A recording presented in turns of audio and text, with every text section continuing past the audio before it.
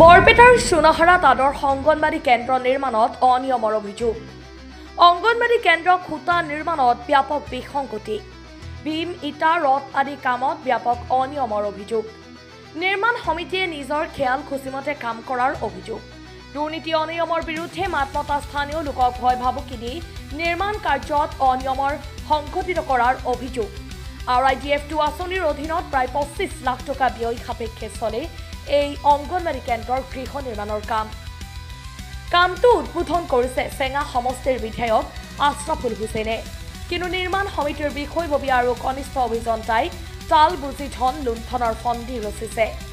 গৃহটোৰ এইটো বিম, তলৰ ফাউণ্ডেশ্যনৰ পৰা বনাই অনা এইটো খুঁটা, কিন্তু খুঁটাটোৰ ৰডবোৰ বিমত কাটি তাৰ পৰা 2 ফুট আঁতৰত নামমাত্ৰ দিছে এইবোৰ খুঁটা। ফলত অংগনবাড়ী গৃহটো অতি দুৰ্বল হৈ বাগৰি পৰাৰ সম্ভাৱনাত শংকিত স্থানীয় লোক। ইয়াৰ লগতে প্ৰাক্কলন মতে এই আদৰ্শ অংগনবাড়ী কেন্দ্ৰটোৰ কাম নকৰাৰ অভিযোগ উঠিছে। ইপিনে গাঁথনিৰ কাম কৰিবলৈ আনিছে এইবোৰ 3 নম্বৰী ইটা। এই ক্ষেত্ৰত নিৰ্মাণ সমিতিৰ সভাপতি তথা ঠিকাদাৰ আবুল হুছেইনৰ লগতে আন সদস্যই ৰাইজৰ অভিযোগক গুৰুত্ব নিদিয়ে। তাৎপৰ্যপূৰ্ণ কথা এই যে কামটো চোৱা চিতাৰ দায়িত্বত থকা কনিষ্ঠ অভিযন্তা জনৈক আলতাফে হেনো কামটো বিসংগতিৰে কৰাৰ অনুমতি দিছে নিৰ্মাণ সমিতিক। এই ক্ষেত্ৰত জিলা আয়ুক্তৰ দৃষ্টি আকৰ্ষণ কামনা কৰিছে স্থানীয় লোকে। জিলা আয়ুক্তই কামটো এবাৰ পৰিদৰ্শন কৰি বুজ লোৱাৰ আহ্বান জনাইছে স্থানীয় ৰাইজে। ব্যুৰো ৰিপৰ্ট, সংবাদ। অংগনবাড়ী স্কুল সেইটো যেটো আমাৰ সমাজৰ যেটো কাম চলি আছে, এইটো কামটো পুৰা দুৰ্নীতি হৈ আছে, বস্তুটো ভালকে হোৱা নাই। এই যেটো দুৰ্নীতি মানে যিবিলাক পোষ্ট দিছে মেইন পোষ্টবিলাক কাটি দিছে, কাটি দিয়াৰ পিছত এই মেইন পোষ্টৰ পৰা ৰড ভেন কৰি লৈ ফলছ পোষ্ট দি সেই পোষ্টত তাহাঁতৰ ঘৰবিলাক কৰি আছে। এইটো ভালকে তদন্ত কৰি চাব লাগে আৰু তলত জালি দিয়া নাই।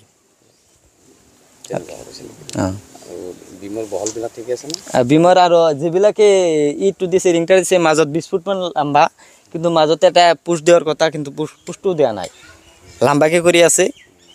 এইটো ঘৰটো পিছত কি হ'ব এইটো ক'ব পৰা নাই। আমাৰ তদন্ত কৰি চাব লাগে, যদি পিছত আৰু সেই ল'ৰা ছোৱালী কিবা ক্ষতি হয়, এইটো বস্তুটো ভালকে চাব লাগে। সোনাহাৰা পূব চুবাত আদৰ্শ অংগনবাড়ী স্কুল হৈ আছে, তাতে কমপ্লিট ঠিকাদাৰে দুৰ্নীতি কাম কৰি আছে।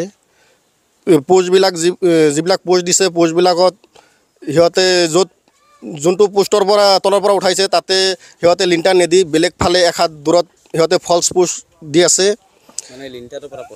লিণ্টাৰৰ পৰা পোষ্ট দি আছে, ফলছ পোষ্ট তলৰ পৰা। আৰু যিমান বহলকৈ পোষ্ট দি আছে, ভৱিষ্যতত ল'ৰা ছোৱালীৰ ওপৰত ৱাল বাগৰি পৰাৰ সম্ভাৱনা আছে। গতিকে DC ছাৰক মই বিনম্ৰ অনুৰোধ জনাওঁ যে কামটো অতি সোনকালে তদন্ত কৰিব লাগে। ঠিকাদাৰৰ নাম আবুল হুছেইন। 25 লাখ টকাৰ কাম। কামটো আৰম্ভ কৰা 1 মাহ হৈছে। চিমেণ্টবিলাক টপ চিমেণ্ট ব্যৱহাৰ কৰি আছে। শিল বালিবিলাক একো ঠিক নাই। ইটাবিলাক 3 নম্বৰ ইটা আনছে, 3 নম্বৰ ইটা আনছে। যিবিলাক ৰড দিব লাগে সেইবিলাক ৰড দিয়া নাই। বেছি পোষ্টটো কমপ্লিট, গোটেই ঘৰখনৰ পোষ্ট মানে চব মানে লৰচৰ হৈছে। তলৰ পৰা উঠোৱা নাই, বেলেগ ফলছ পোষ্টৰ পৰা সিহঁতে মানে কাম আৰম্ভ কৰিছে, ৰডবিলাক কাটি কেনে নি কেনে। এইটো দ্বাৰা সুৰক্ষা নাই, ভৱিষ্যতত ল'ৰা ছোৱালীৰ ওপৰত বতাহ আহিলে বাগৰি পৰাৰ সম্ভাৱনা আছে। কমচে কম 9 ফুট তলৰ পৰা পোষ্ট অনা হৈছে। যেতিয়া মাটিটো খাল আছিল, মই কৈছোঁ মাটিটো খাল আছিল, তেতিয়া একুৰেট মেজাৰমেণ্টটো কৰিব পৰা নাছিল মিস্ত্ৰীয়ে। এতিয়া ওপৰত যেতিয়া মাটিটো ফিল আপ কৰা হ'ল, তেতিয়া সম্পূৰ্ণ শুদ্ধ মেজাৰমেণ্ট হোৱাৰ পিছত দেখা গ'ল যে 4 ইঞ্চি 6 ইঞ্চি হেৰফেৰ হৈছে। গতিকে সেইটো ইঞ্জিনিয়াৰৰ পৰামৰ্শ মতে আমি বেন কৰি পোষ্টটো আনিছোঁ। ইঞ্জিনিয়াৰৰ পৰামৰ্শ অনুযায়ী আপুনি মানে বেন কৰিছে পোষ্টটো বেন কৰাৰ ক্ষেত্ৰত ইঞ্জিনিয়াৰ কৈছে তেতিয়াহ'লে নহয়, ঘৰটোতো তেৰা কৰিব নোৱাৰি, ইগ্ৰত মাফত হ'ব লাগিব। ইঞ্জিনিয়াৰৰ নাম কি? আলতাফুৰ ৰহমান। জি। তেওঁ কৈছে তেওঁ আছে নিজে আছে। তেওঁ এই পোষ্টবিলাক যি আপুনি এই তলৰ পৰা অনা যিটো পোষ্ট এই পোষ্টটো বিমত যি আপুনি বেন কৰিছে সেইখিনি তেওঁ দেখিছেনে? না তেওঁৰ পৰামৰ্শতে কৰা হৈছে। তেওঁ পৰামৰ্শ দিছে এইটো ঘৰটো তেৰা কৰিব নোৱাৰি, গতিকে যিখিনি হৈছে কিন্তু একুৰেট মেজাৰমেণ্ট কৰিব লাগিব। কৈছে তলৰ পৰা পোষ্টটো কেনেকৈ কৰিব কৈছে কওকচোন কথাখিনি। তলৰ পৰা 7 ফুট 8 ফুট কোনোবা ঠাইত 9 ফুটো আছে।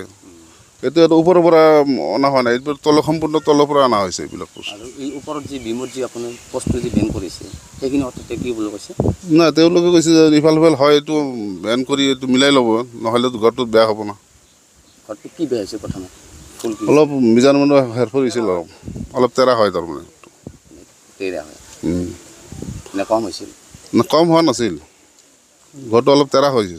দেখা গৈছে পোষ্ট আগৰ পোষ্ট যিটো আছে এই পোষ্টটোৰ পৰা প্ৰায় 2 ফুট আপুনি 2 ফুট অহা নাই, ক'ত 2 ফুট আছে? 1.5 ফুট 1 ফুট এনেকুৱা বহল আনিছে। 1.5 ফুটো নহয়, ঠাই বিশেষ নাই ঠাই বিশেষ নাই। এটা বস্তু 1 ফুট আছে, বাকীখিনি 4 ইঞ্চি 6 ইঞ্চি এনেকুৱা 2 ইঞ্চি এনেকৈ হেৰফেৰ হ'ব পাৰে, সেইটো ডাঙৰ কথা নহয়। জালিবিলাক ঠিকে দিছে নেকি? সম্পূৰ্ণ তেওঁলোকৰ পৰামৰ্শ কৰিছে। কিমান ফুট খান্দিছে? এটা খান্দা হোৱা নাই, এটা পোষ্ট খান্দা হোৱা নাই, একদম তলৰ ভুই মাটিৰ পৰা পোষ্টটো বনাই দিছে।